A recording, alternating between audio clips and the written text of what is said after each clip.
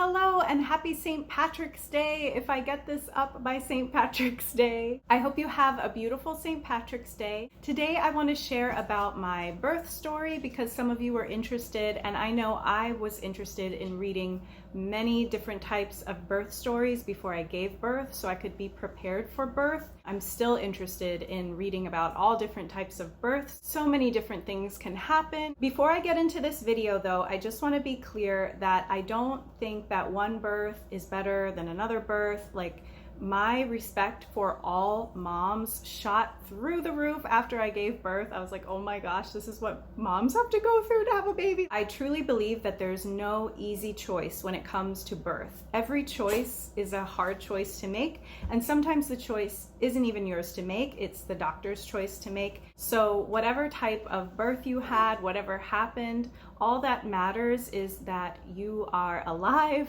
and well, and your baby is alive and well. That's the end goal. Oh, also before I get into this video, I want to tell you up front, I don't have any footage from my actual birth. This is just me telling the story. I actually told my husband to film me giving birth because I wanted that footage and would probably have shared some of it with you, but he was just so shocked by everything going on that he completely forgot. So I decided to study natural, unmedicated childbirth because I knew my mom had given birth twice unmedicated. So I figured, maybe our bodies are similar, genetics, and maybe that would be a good choice for me. Also, I knew that my grandmother had given birth to 9 children, and I had just assumed that she didn't have epidurals when she gave birth.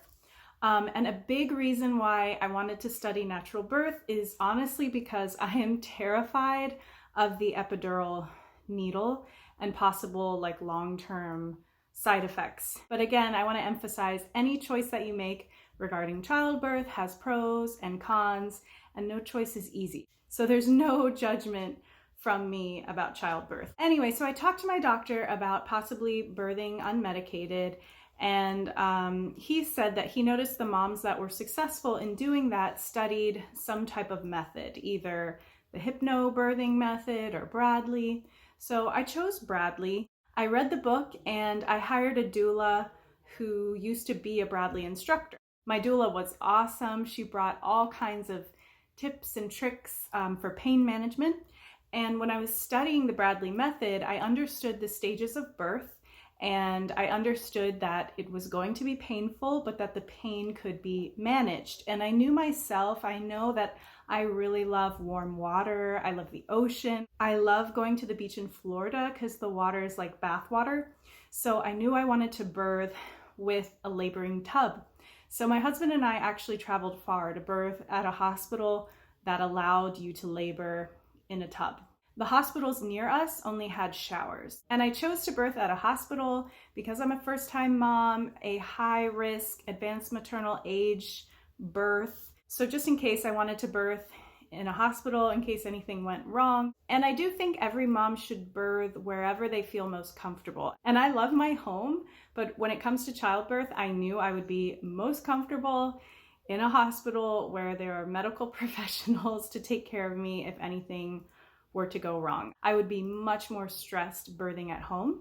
So no judgment from me. If you're more relaxed birthing at home, then that's probably the way to go. So when I was 40 weeks and 3 days, I started to labor at home, and I labored for 8 hours, and the pain was completely manageable. What worked for me was to stand up against a piece of furniture, against the kitchen counter, and sway back and forth. And that's how I got through all the contractions. I labored for 8 hours and then I stalled. The contractions stopped, which was perfect for me. I knew that I needed to take advantage of that time. So I had a really good shower and I slept to prepare for childbirth. So then the next day, when I was 40 weeks and 4 days, I labored at home again, starting at 3 a.m. So I labored all day. The pain was manageable. Again, I just leaned up against something and I would kind of hover over whatever I was leaning up against, bend my legs, and sway back and forth. And that day, I actually had a doctor's appointment, a checkup, to make sure that everything was okay and to schedule induction if I didn't go into labor naturally soon. And my medical professionals saw my contractions on my NST, my non-stress test. I had to have non-stress tests every week towards the end of my pregnancy because of my advanced maternal age, just to make sure baby was okay. So they knew I was having contractions, but I really downplayed it. They were pretty painful. But with all the studying that I'd done about childbirth, I knew I wasn't close to giving birth, and I didn't want to be admitted to the hospital early, and I didn't want to be induced if at all possible. I just wanted to see if my body would do what it was supposed to do naturally. So I labored all day, and by 10 p.m. that night, my husband and I were really feeling like, okay, this is getting really painful. We're kind of far from the hospital, and contracting in the car is going to really hurt. So we had a Zoom meeting with my doula, and she agreed. Well, she supported whatever we wanted to do. So we went to the hospital, and oh my gosh, the ride to the hospital was hard. I was getting on my hands and knees in the back seat and trying to sway back and forth. It hurt so much to labor in the car because I just couldn't get into a comfortable position. So that was a horrible, horrible car ride. So we get to the hospital. I called ahead. The hospital had all of my information. I'd actually been there just a few days before for a non-stress test in the middle of the night because I didn't feel baby moving. So they had all of my information, and I should have been let into labor and delivery right away. But I think it was like a new person working at the welcome desk or something. And because of COVID, like he had me waiting in the hallway for like a long time. And at that point, the pain wasn't unmanageable, but I think just being in the hallway and being ignored with these bright fluorescent lights, my emotions came over me, and I just turned to face the wall, and I just started like quietly crying. I don't think anyone noticed, but my husband. But some other security guard must have seen me on the camera or something, and he came down and he apologized, and he brought me to labor and delivery. And he said he would talk to the other guard because the other guard was just checking out someone with their arm like in a sling, and I was actively laboring in the hallway. Anyway, so I got to labor and delivery. I felt much better. I laid down, undressed, got into a robe, and did a COVID test. Oh my gosh, the COVID test. Wow, that went way far up in my nose. Tested negative for COVID, which was great. I still had to keep a mask on, which was hard, but towards the end, when I really just couldn't even be bothered with anything like a mask, I had my mask off and nobody said anything. So when we got into my suite, it was so nice. We dimmed the lights. My doula put up little twinkle lights, and we warmed up my tub, and I had my bathing suit, and I was most comfortable laboring in the tub. And the contractions were getting super, super painful, but I could see that my doula and my husband were really struggling. So I told them to go ahead and get some rest. So they both made themselves comfortable and napped.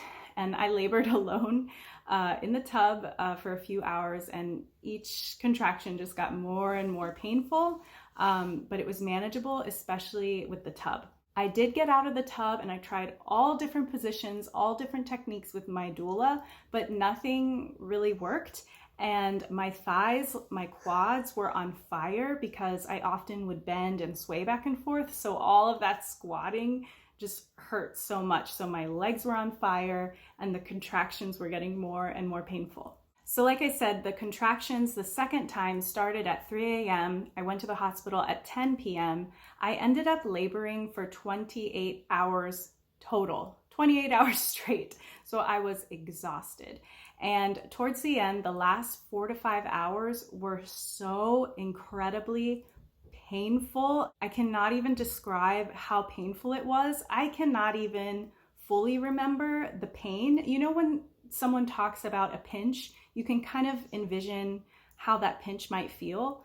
The pain of childbirth, the last 4 to 5 hours of my childbirth were so painful that I honestly can't fully envision it anymore. And I think it's a trauma response. Like, it was so painful that my brain has like suppressed the memories. I remember the birth, every part of the birth, and how painful it was, but exactly how that pain felt, that memory has been suppressed subconsciously. Like, I want to remember it, but honestly, I can't. And I want to say, oh, I'm so strong and I just powered through it like a champ, but I have to be real. Those last 4 to 5 hours of contractions were 2 minutes apart. So they were too close for me to get an epidural because I could not sit still. They were so painful and I knew I couldn't sit still for that needle, and I was terrified of the needle already. So to get that epidural when I couldn't, like, you have to stay still. So I knew I couldn't stay still. There was no way I could get an epidural. So I would get through the contraction, and I was also exhausted because so many hours had passed. And I would put my head down on the side of the tub with a towel, and I would try to sleep for those 2 minutes or 1.5 minutes. Of course, I couldn't really fall asleep, but I just rested. I think sometimes I did actually sleep for like 1 minute, but every time a contraction would come, I could feel it coming on. And I remembered all that I learned from the Bradley technique, to think of it as a wave. It's going to peak and then it's going to pass. You just have to ride the wave. But oh my gosh, every time it started to come, I would say, I can't do this. I would say, no, no, no, no, no. Like, I didn't want the contraction to come. Like, all the study that I had done about relaxing your body, like letting the contraction do its work. If you relax, then your body will open up. But if you clench and say, no, no, no, like, you're working against your body. Anyway, this stage that I'm talking about is called transition. And while I was in transition, I was so angry. I was like, why is this called transition? This should be called the worst pain imaginable, unimaginable pain. Anyway, so I constantly screamed, I can't do this. This sucks. This is so hard. I didn't curse. My husband thought that I was holding back, but no, I didn't want to curse. Anyway, at the hospital that I birthed at, we weren't allowed to push in the tub. Once you felt that urge to push, you're supposed to get out of the tub. But I was in so much pain that I was hiding the fact that I was pushing. I felt the urge to push, and it didn't feel like a relief to push. I was just in pain and I felt the urge to push. So I was pushing in the tub, but I wasn't telling any of the staff. I'm not recommending that anybody do this, that anybody go against what their medical professional tells them to do, but I was just in so much pain. I knew that the baby wasn't just going to pop out. I knew that I was going to be pushing for a while. So I wanted to push as long as I could in the tub. But they could tell that I was pushing, and they got me out to do a cervical check. And I ended up pushing in different positions on the table, and they brought a mirror to motivate me so I could see what was going on to push. I ended up pushing for 50 minutes on the table, but I know I pushed for well over an hour because I was pushing in the laboring tub. And I ended up pushing in a very weird position. I was like sideways on the table, like at a diagonal, but I felt baby coming out more. It's so weird how you can kind of feel what works, but I felt her coming out more in that strange, awkward position. So that's how I birthed her. When she started to crown, I literally yelled, fire, fire, ring of fire, get out. It literally felt like a ring of fire. It hurt so much. The mirror didn't really help motivate me. The pain helped to motivate me because I wanted the pain to stop. I wanted her to get out of my body so the pain would stop. It hurt so much. And I remember one of the nurses telling me to hold back my legs, and I just completely ignored her. I was in so much pain. I was like, how is this woman asking me to do something? I'm a little busy right now. Anyway, so my doctor called over my husband, and she was like, can we get the husband to hold the leg? So he jumped in. It's so funny when he tells this story because he like reenacts him pulling my leg back. Anyway, so he was holding my leg back, and she was born after 28 hours of laboring. We did skin to skin right away. She was super alert. She actually lifted her head on my chest right away, and she nursed right away.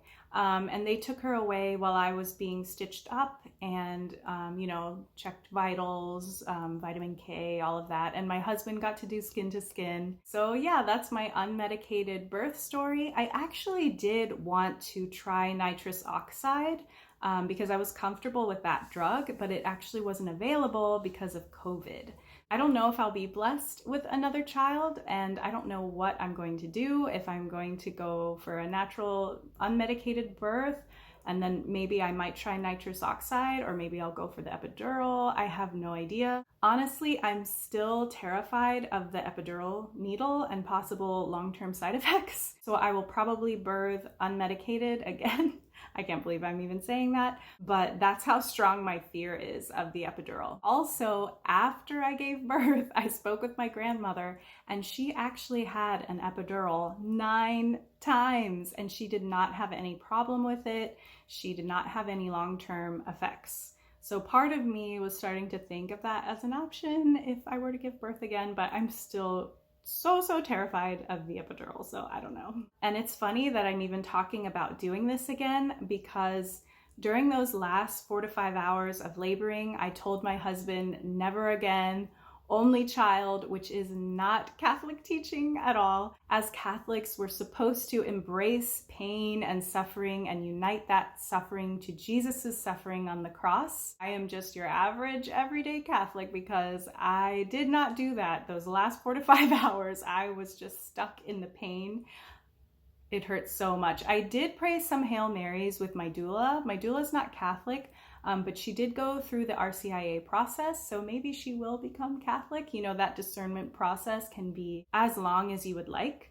So I do hope that she joins the church one day. And I did appreciate her reminding me to pray. We prayed Hail Marys together, and that did help when I was giving birth. So if I am blessed with another child, I do need to improve in that area and offer up that pain to God, and remember that the pain is short term. The pain is going to end. And I knew that before going into birth. That was one of my mantras, that this is not forever. The pain is going to end. Like, just remember that the pain is not forever. But the pain for me was just so horrible. I really got stuck in the pain. But as you can see, from a medical standpoint, I had no issues whatsoever. Baby was perfectly healthy. The doctors were very happy with my birth. They said if I give birth again, it might be shorter, it might be easier. I know another doctor that wasn't present for my birth. She heard about my childbirth and came in to check on me, and she had a huge smile on her face. She said, "Oh, I just heard you went into labor naturally and everything went well." Like,